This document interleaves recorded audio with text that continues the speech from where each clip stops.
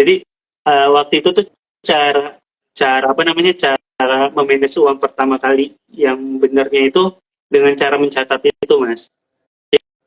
Wah, Itu saya mungkin benar-benar per hari, Mas. itu benar banget sih. Dan kebetulan cara itu juga saya praktekkan. Jadi saya Itu memang masih sampai sekarang, apa Mas.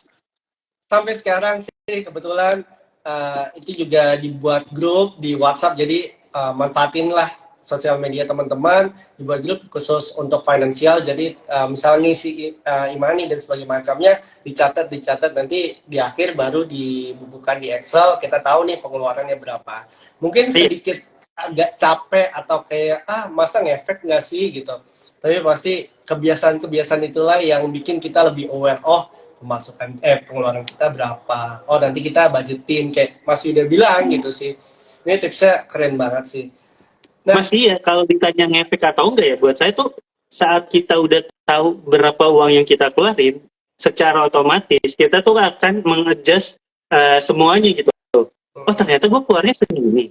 Kalau pendapatan gue segini, berarti kan ini lumayan gak imbang nih. Masa misal pengeluarannya 90% dari pemasukan, kayaknya kurang sehat deh. Ya udah bisa diturunin gitu. Nah, penurunan itu kan bisa kita apa namanya bisa kita atur karena kita tahu nih berapa yang udah keluar. Kalau kita modelan ya gue sih namanya hidup ya udah jalanin aja, hari ini mau jajan ya udah jajan, besoknya tinggal nggak jajan gitu. Tapi balik lagi kita tuh boros gara-gara kita nggak tahu jajannya berapa kan. Bisa jadi lo akan boros jajan lagi. Dan caranya Mas Ilham tuh menarik tuh, pakai bikin grup yang isinya mungkin diri sendiri kan, cuma untuk nyatet bisa habis bisa jajan sendiri ini atau di bisa chat. sama pasangan gitu. Iya, Bikin laporan kalau saya aja, waktu itu, biasanya tanggal pengeluaran gitu. ya kalau saya waktu itu sistemnya, karena saya tuh suka nulis ya Mas. Jadi waktu itu saya nulis tangan. Jadi di Hmm. akhir hari itu saya tulis tuh. Kan kita tuh bukan ikan yang ingatannya pendek ya. Kayaknya kalau di hari ini disuruh ingat jajan apa aja saya bisa ingat. Asal jangan sampai ganti hari. Kalau udah tidur pasti udah bisa jadi lupa tuh.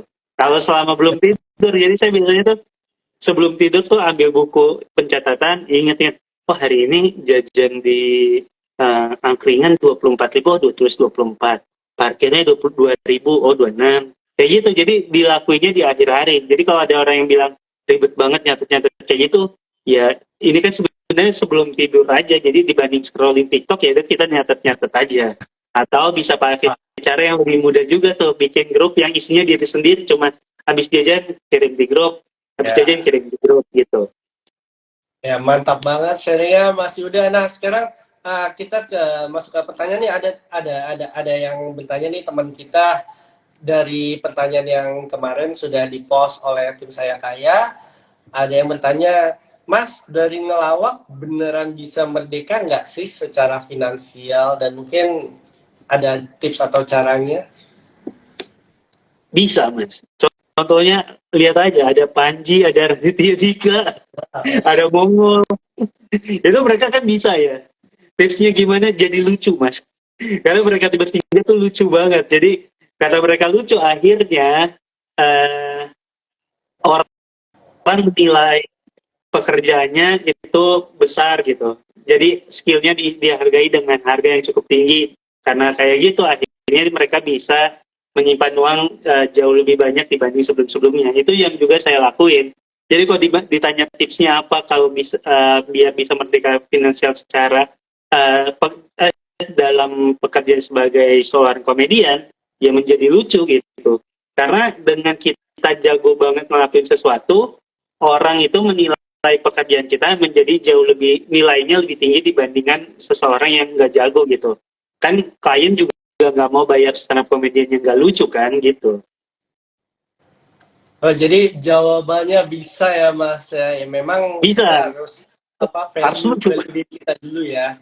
Jadi Iya, apa yang kita tawarkan terhadap klien, nanti klien juga puas tanda kutip maksudnya tentang kinerja kita, terus kita menghasilkan.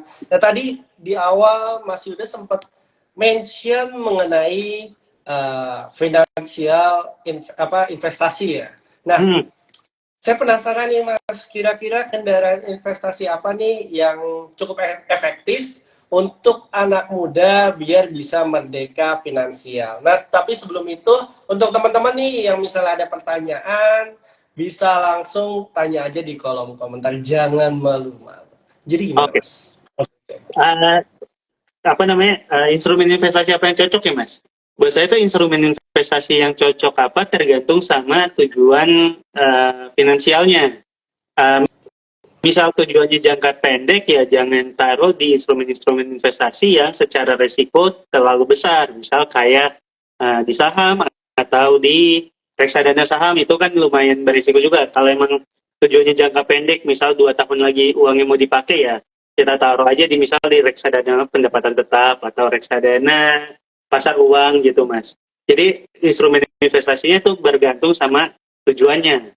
Misal kalau saya akhirnya kayak gimana yang saya lakuin, saya tuh karena udah tahu uang saya tuh berapa dan tujuannya apa, jadi instrumen-instrumen yang saya pakai jadinya beragam juga.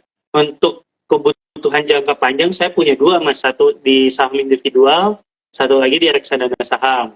Untuk tujuan yang jangka menengah saya masukin di surat utang negara kayak gitu sih Mas.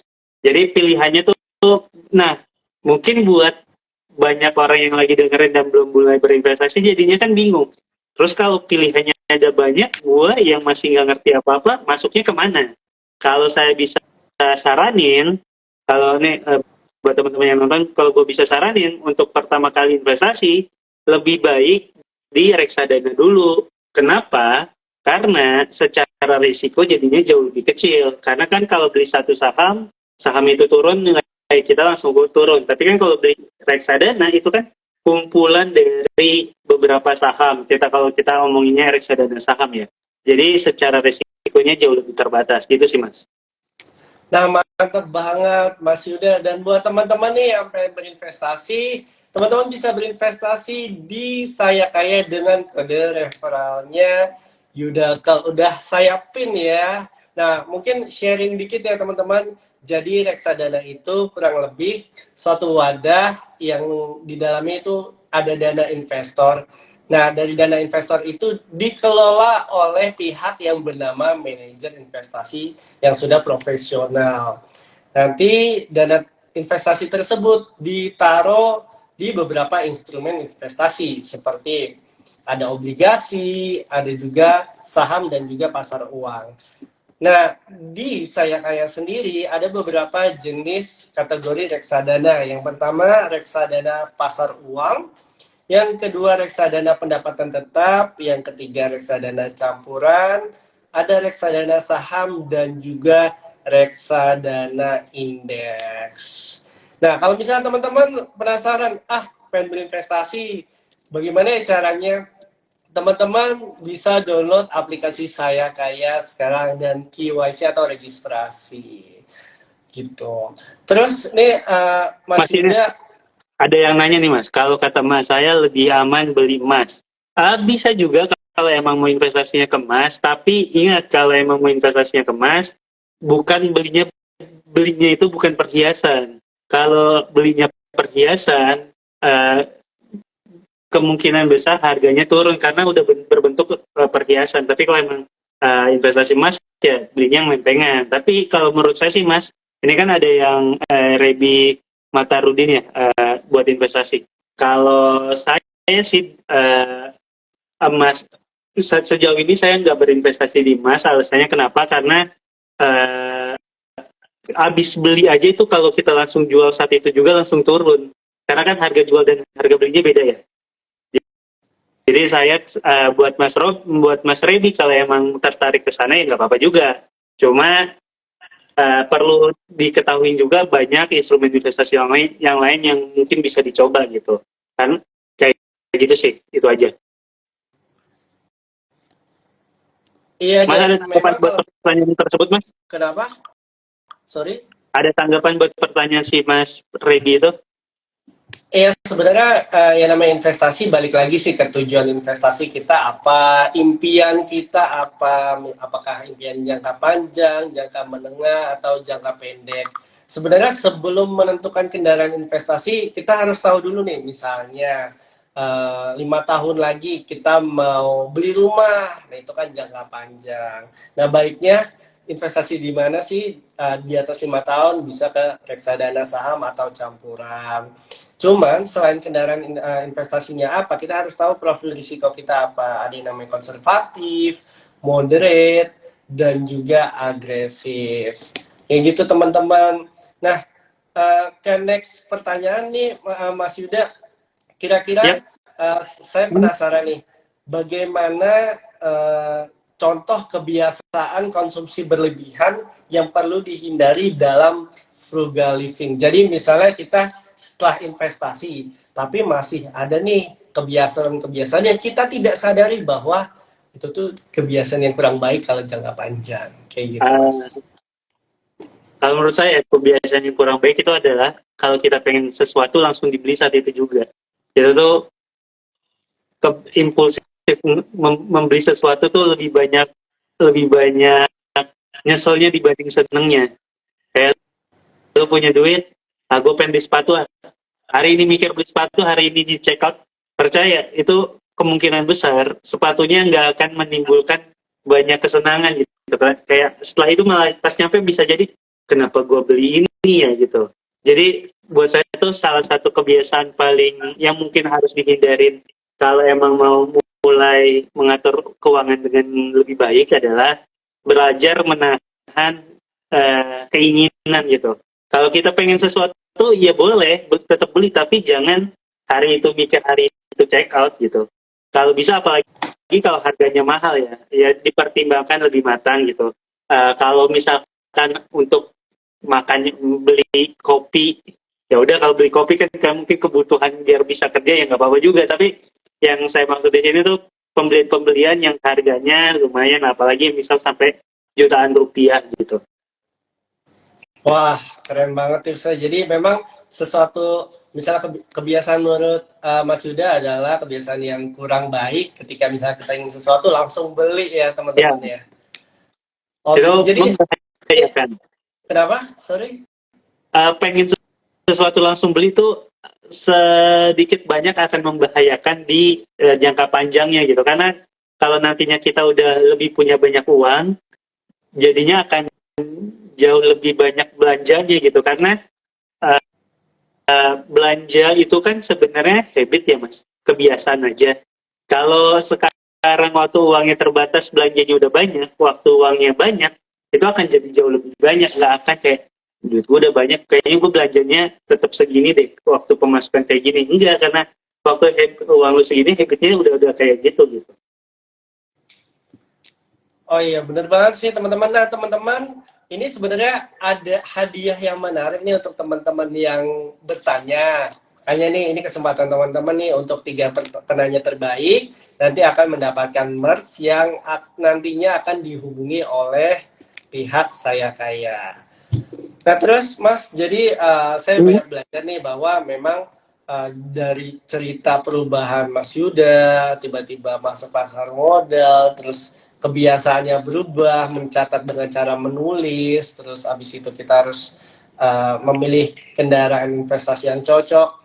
Nah kira-kira apakah frugal living bisa membantu dalam mencapai tujuan finansial jangka panjang, Mas? Iya pastinya bisa gitu, karena dari frugal living kan kita akhirnya uang yang kita keluarkan jauh lebih sedikit dibanding uang yang masuk kan. Dan konsep untuk jadi punya banyak uang kan sesederhana itu, uang yang masuk harus lebih banyak dibanding uang yang keluar. Iya benar, uang yang masuk harus lebih banyak dibanding yang keluar, atau uang yang keluar harus lebih sedikit dibanding uang yang masuk.